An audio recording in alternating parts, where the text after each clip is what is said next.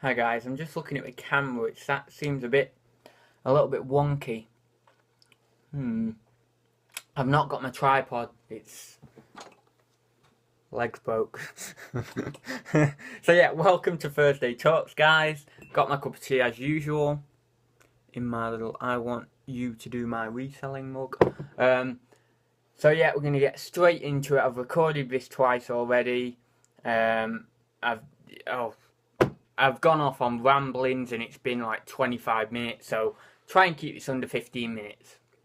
David McGregor, who now has a YouTube channel, I will put a link in below.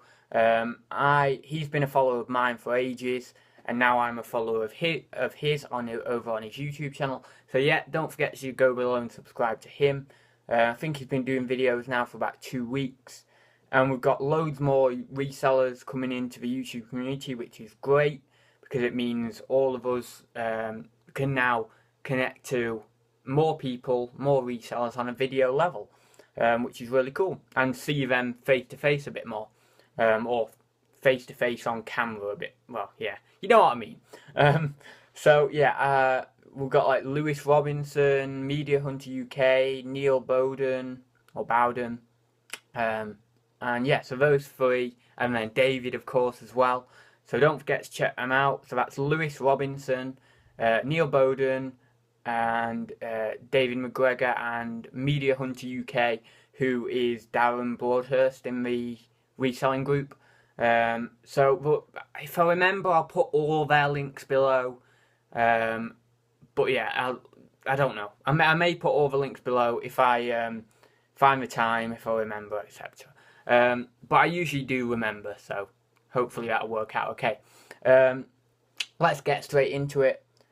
For next week's Thursday Talks, this is David McGregor.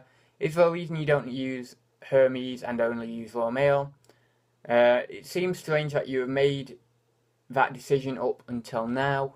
How have you been sending parcels or games that are above small parcel size? How do I explain it?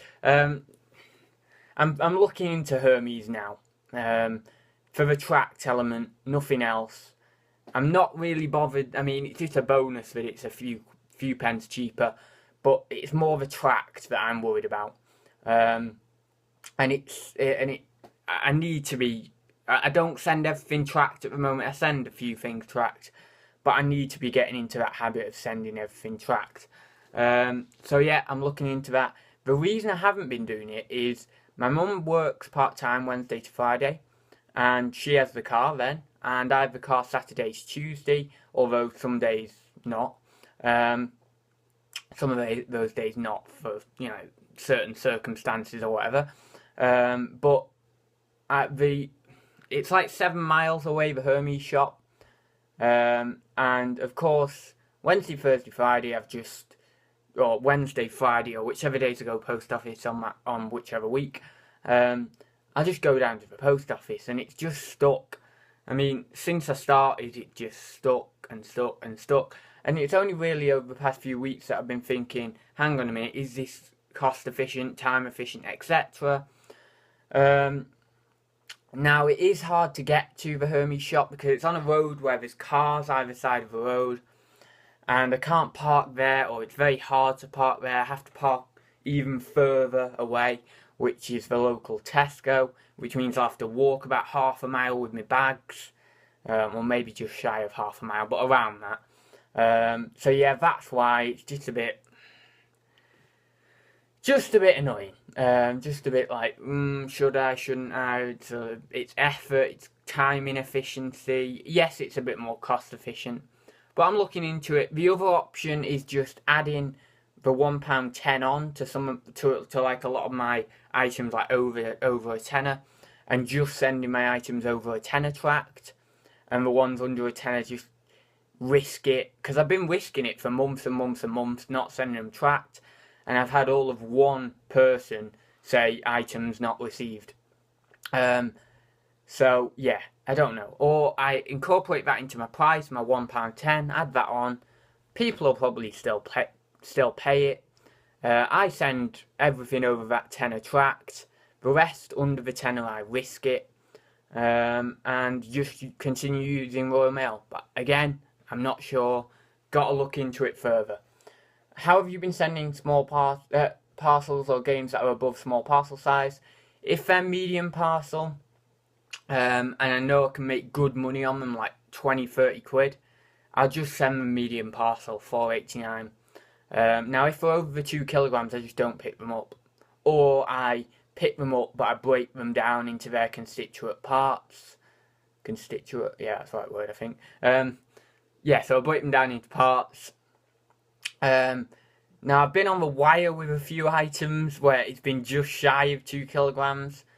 And I should have just thought, well, if they're over 2 kilograms, just send them my Hermes. But anyway, but that's what I'm going to do. What I'm going to do is if I see anything big and bulky, I am going to pick it up. And I'm just going to go to my Hermes when I'm in town. Because if it's just one item, I'm not, it's not a struggle to carry or anything. So even if I do have to walk half a mile or whatever, it's nothing bad. But it's just if I've got 5 to 10 parcels and I'm walking that distance, just like, oh God, no, I don't want to do it. So, yeah. Yeah, so that's that really. It's just, not efficiency, but I suppose a bit my laziness, really. I suppose that's what you could say.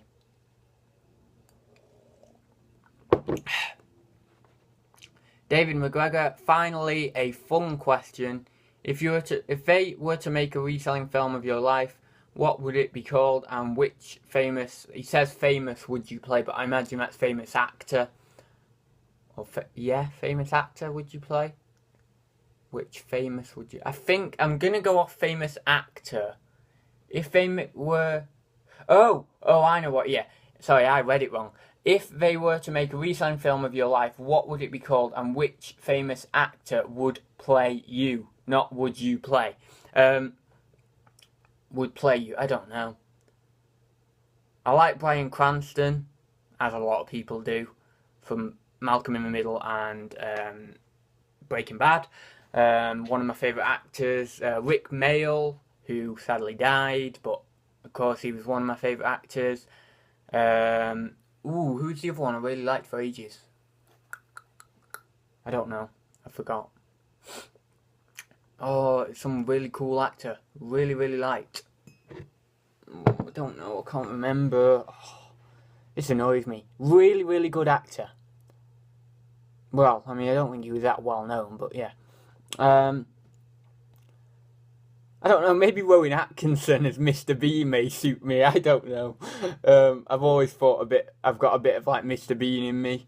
But yeah, I think probably like, I'd like Bryan Cranston to play me, he's awesome. And I see, like, when he was playing Hal in Malcolm in the Middle, that character, I could see a lot of myself in Hal. Not much of myself in Walter White, but yeah, I suppose that's a good thing. Yeah, so like Bryan Cranston, he's an awesome actor. Maybe Rowan Atkinson, because I've got a bit of a quirky personality, and him playing like Mr. Bean as me or something. I don't know. Him playing me, but in like sort of the persona of Mr. Bean may work quite well. Rick Mayall, but sadly he's died. Yeah, I think probably that's about it. Yeah. And Scottish reseller question for next week. Do any of your family friends think you're a bit crazy doing eBay this scale? No. Yeah, well, no. No. People are a bit baffled. People are a bit like, whoa, what? You bought something for £1 and you sold it for 35 on eBay. What? How'd you... people are like, whoa, how'd you do that? But in a good way. And 2 of my closest friends always know I have made money on... I have just tried to make money my entire life, basically. Just via internet, via selling blooming Coke cans and... Coke cans at school, and all the mints and things that everyone used to do, like sell chuddy at school, chewing gum and stuff. So they're two of my closest friends are okay with that. My mum gets it.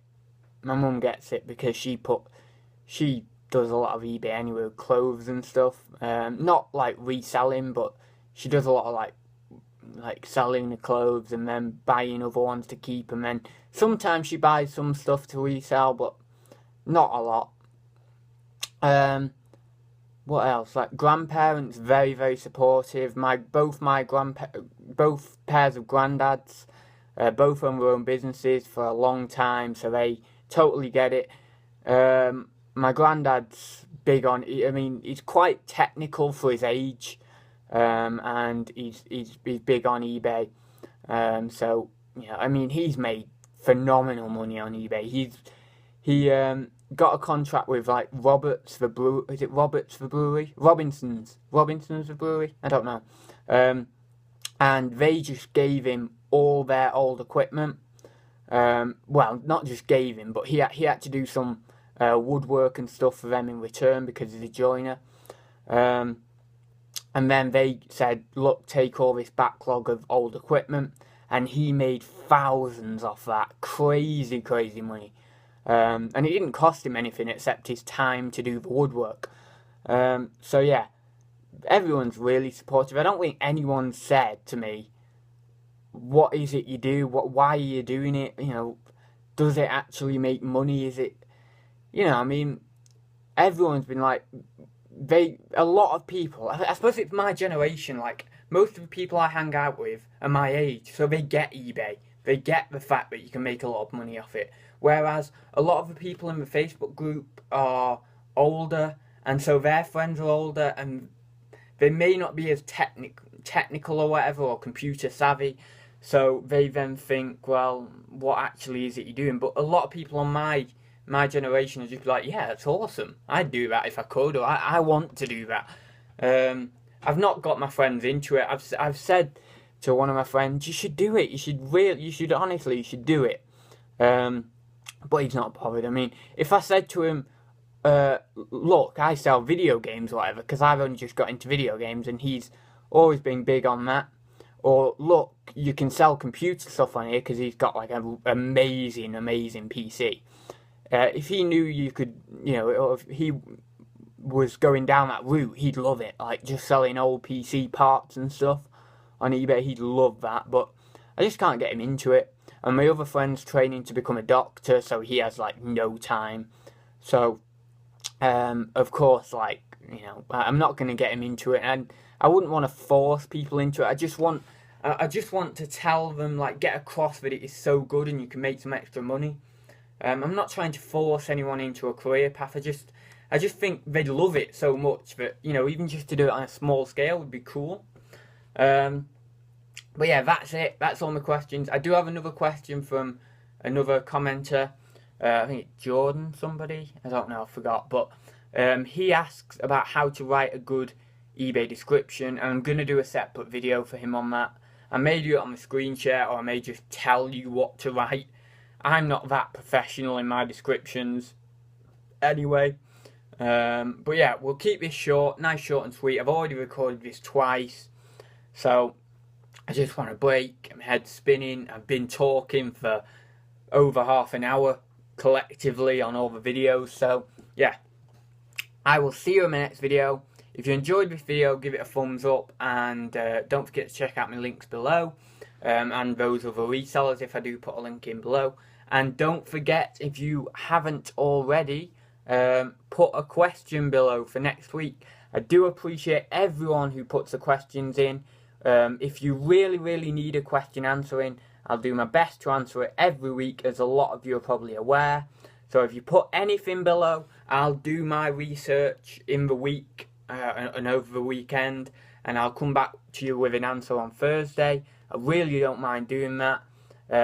Obviously, if it's an easy question to answer, you know, do your own research. But if it's a bit harder, I don't mind putting in a bit more work to dig out an answer for you. But yeah, it can be personal questions about my own life, you know, to an extent, or it can be anything to do with reselling. you know, how do you even set up an eBay account, something like that if you're really new, all the way up to what sort of sales are you getting when you've got, you know, my level of items on, what sort of returns can you expect on certain items, you know, it can be just anything.